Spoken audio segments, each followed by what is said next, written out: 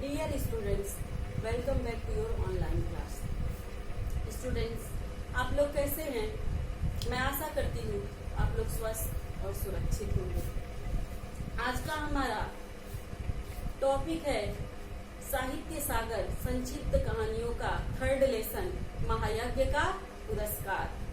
महायज्ञ के पुरस्कार के लेखक हैं यशपाल जैन। तो कहानी को शुरू करने से पहले हम यशपाल जैन के व्यक्तिगत जीवन के बारे में कुछ चर्चा करेंगे। श्री यशपाल जैन का जन्म 1 सितंबर 1912 ईस्वी में विजयगढ़ जिला अलीगढ़ में हुआ था। सस्ता साहित्य मंडल के प्रकाशन के पीछे मुख्यतः इनका ही परिश्रम था। इन्होंने सस्ता साहित्य मंडल प्रकाशन के मंत्री के रूप में हिंदी की सेवा की। इन्होंने अनेक उपन्यासों, कहानी तथा कविता संग्रहों, एक आत्मकथा, 3 नाटकों एवं एक यात्रा वृत्तांत का प्रकाशन व संपादन किया। 1990 में इन्हें पद्मश्री से सम्मानित भी किया गया। यशपाल जैन ने अनेक बालोपयोगी कहानियां लिखी, पर उपन्यास नहीं लिखा था। अचानक इन्हें आभास हुआ कि बच्चों के लिए उपन्यास भी लिखना चाहिए और इनकी लेखनी उस दिशा में चल पड़ी और इन्होंने राजकुमार की प्रतिज्ञा नामक बालोपयोगी उपन्यास की रचना की। 10 अक्टूबर 2000 में नागदा मध्य प्रदेश में इनका निधन हो गया। प्रस्तुत कहानी महायज्ञ के पुरस्कार के माध्यम से हम देखेंगे कि लेखक हमें क्या संदेश देना चाहते हैं। एक धनी सेठ थे, अत्यंत विनम्र और उदार, धर्मपरायण इतने कि कोई भी साधु संत उनके दरवाजे से खाली हाथ नहीं जाता था। जो आता भरपेट भोजन पाता था। उनके धन का भंडार हमेशा खुला रहता था। जो हाथ फैलाता वही पाता था। धनी सेठ न जाने कितने यज्ञ किए थे और न जाने कितने धन दिन दुखियों में बांट दिए थे, लेकिन कहा जाता है कि सब दिन होते न एक समान, अर्थात समय हमेशा एक जैसे नहीं रहता। जिस प्रकार दिन के बाद रात का आना सुनिश्चित है, उसी प्रकार सुख के बाद दुख और दुख के बाद सुख का आना भी सुनिश्चित है। और राजा भी धनी सेठ भी गरीब हो गए, उन्हें गरीबी का मुंह देखना पड़ा और वो दोनों इतने निर्धन हो गए कि धना सेठ और उनकी पत्नी भूखों मरने लगे। और उस समय जिनकी उन लोगों ने सहायता की थी, वो सगे संबंधी भी उनकी सहायता करने से मुंह मोड़ लिए। जैसा कि रहीमदास का एक दोहा है कि विपदा रहीमन विपदा हूँ बली, जो थोड़े दिन होए, हित अनहित जगत में जान पड़त सबको। रहीमदास ने क्या लिखा है कि विपत्ति कुछ दिन के लिए तो तू भी अच्छी है, क्योंकि ऐसे समय में अपने और पराये की पहचान हो जाती है। विपत्ति बहुत लंबे समय के लिए नहीं आती है, लेकिन ऐसे समय में हमारा कौन अपना है और कौन पराया है, इसकी पहचान हो जाती है। उस समय एक प्रथा प्रचलित थी यज्ञों के क्रय विक्रय का। आप लोग सोच रहे होंगे कि ये यज्ञ का क्रय विक्रय क्या होगा, कैसे हो सकता है। तो स्टूडेंट्स, किसी भी पाप का प्रायश्चित करने के लिए या पुण्य की प्राप्ति के लिए, जरूरी नहीं है कि पाप का प्रायश्चित करने के लिए ही यज्ञ किया जाए, पुण्य की प्राप्ति के लिए भी यज्ञ होता है। तो उन दिनों ऐसी प्रथा प्रचलित थी कि यज्ञ में जितना पैसा खर्च हुआ था, अगर धनी सेठ जिसके हाथों बेचते, वह उतना पैसा यदि धनी सेठ को दे देता तो उस यज्ञ का फल उसको मिल जाता।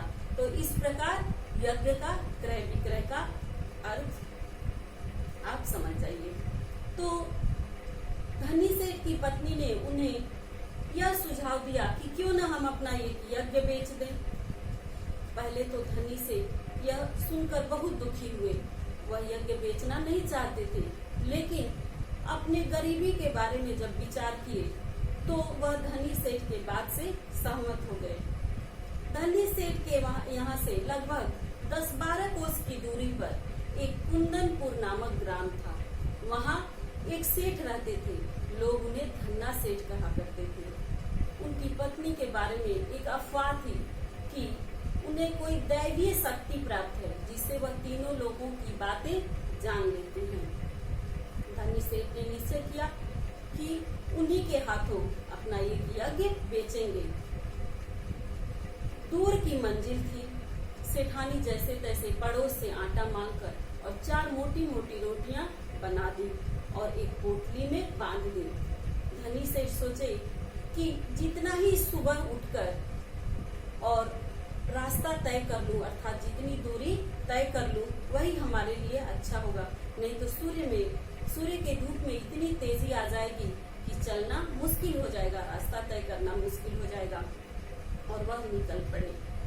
लेकिन क्या होता है, आधा रास्ता पार करते करते सूर्य के धूप में इतनी तेजी आ गई कि अब धनी से बुरी तरह से थक गए और वह सोचने लगे कि अब आराम करना चाहिए और उनका शरीर भी पसीने से लथपथ हो गया था।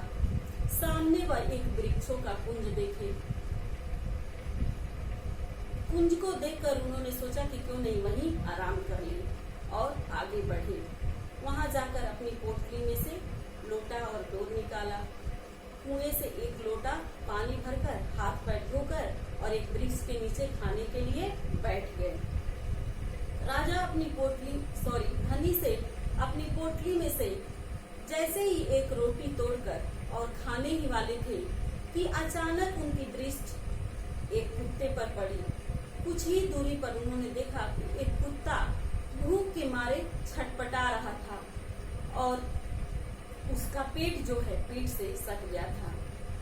वो राजा को रोटी खाते हुए देखकर अपनी गर्दन उठाकर देखना चाहता था, लेकिन दुर्बलता के कारण उसका गर्दन जो है उठ नहीं पा रहा था, वह गिर जा रहा था।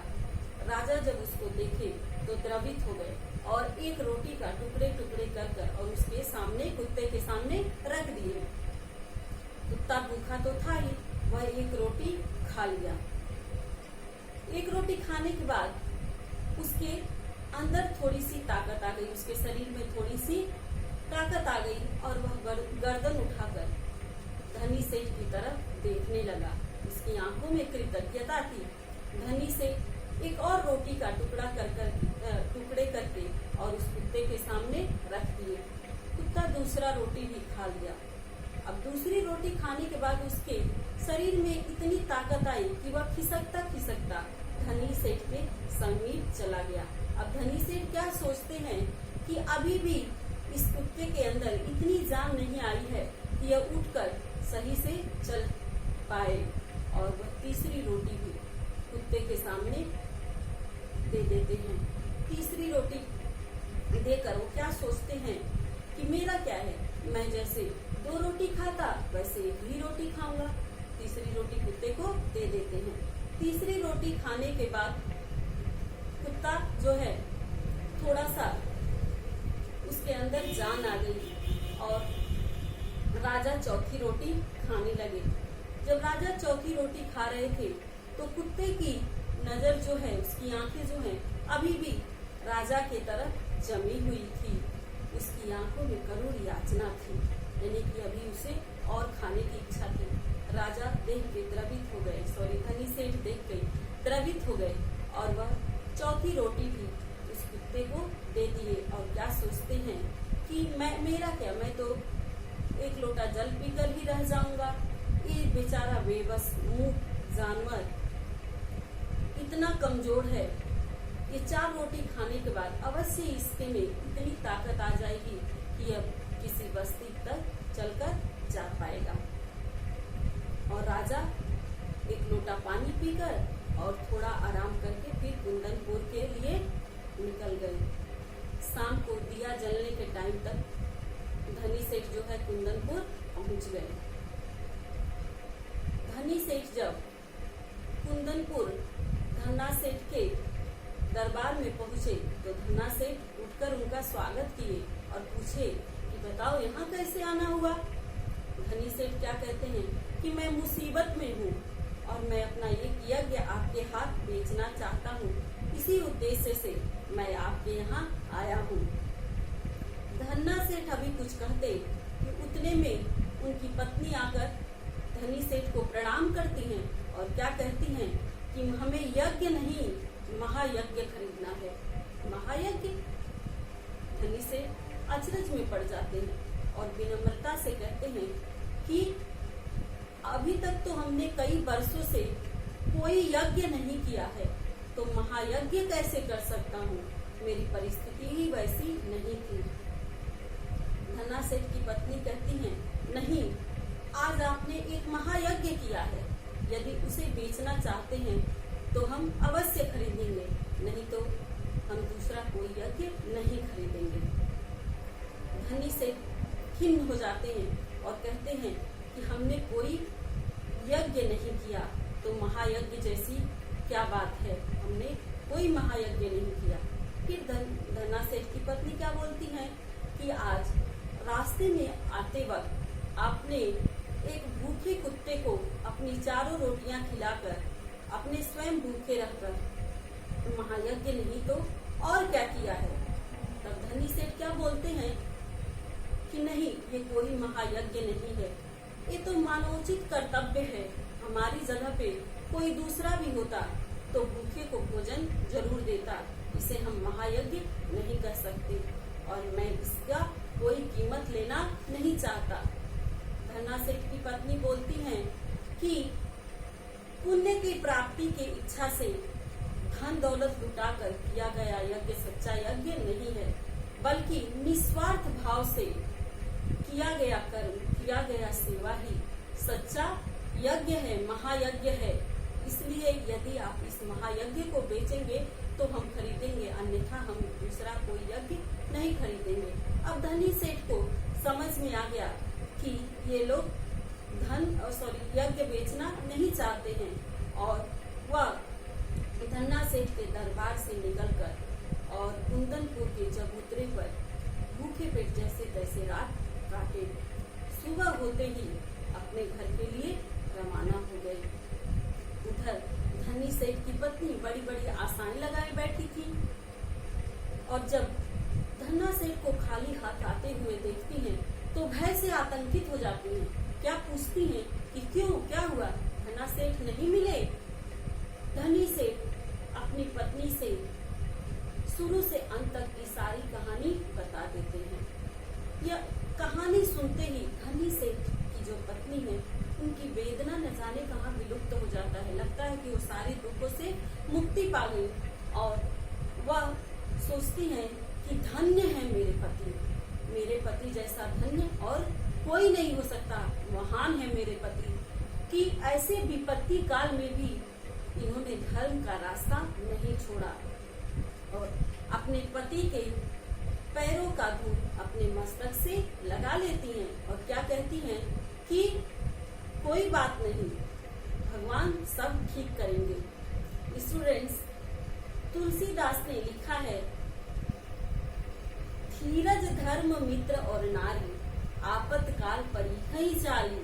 क्या लिखा है कि विपत्ति में 4 लोगों की परीक्षा होती है, धैर्य की, धर्म की, मित्र की और नारी पत्नी की। तो धनी सेठ की पत्नी विपत्ति में पूरी तरह अपने पति का साथ दी और उन्हें क्या है, अपने पति पर अहंकार हुआ, घमंड हुआ कि हमारे पति तो धन्य हैं।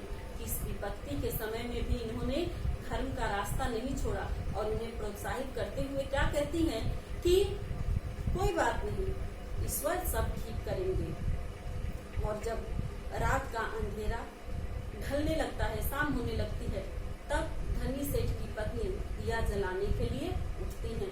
दलान में जब जाती हैं तो उनके पैरों में ठोकर लगता है और वह गिरते गिरते बच जाती हैं।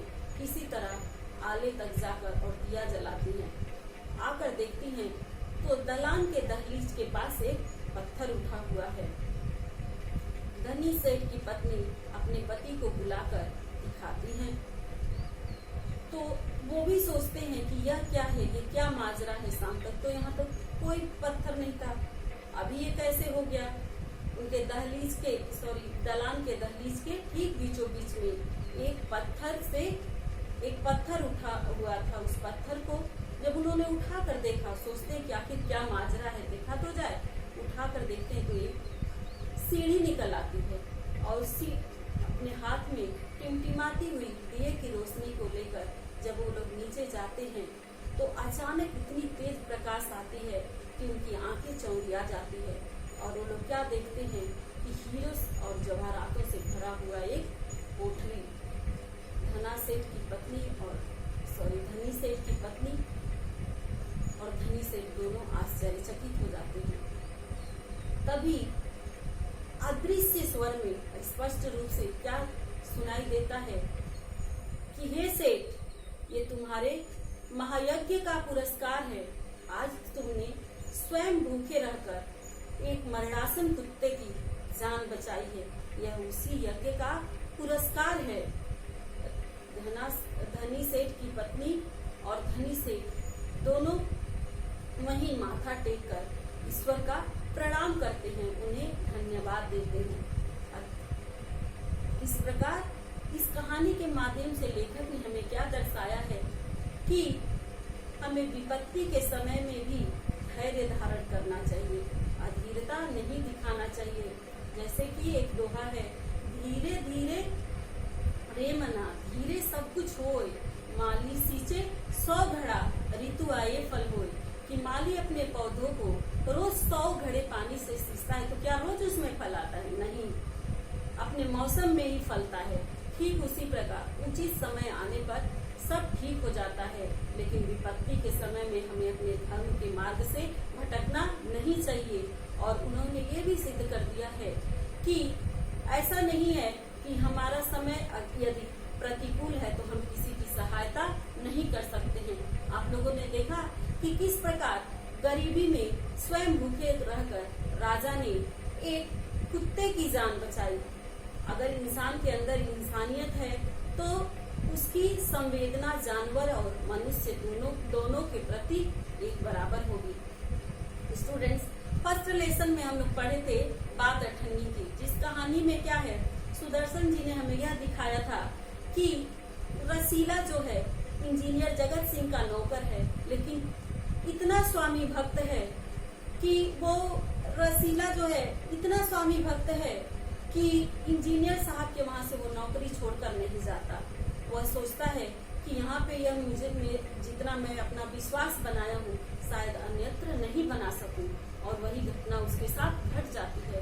50 पैसे की चोरी के लिए उस निर्धन को क्या सजा हो जाती है। आप लोगों ने इस पाठ के माध्यम से तो पढ़ा ही है, और यही एक यज्ञ का पुरस्कार है जिसमें लेखक ने हमें क्या दिखा दिया कि हम प्रतिकूल परिस्थिति में भी रहकर जरूरतमंदों की सहायता कर सकते हैं, और यही सच्ची सेवा होती है।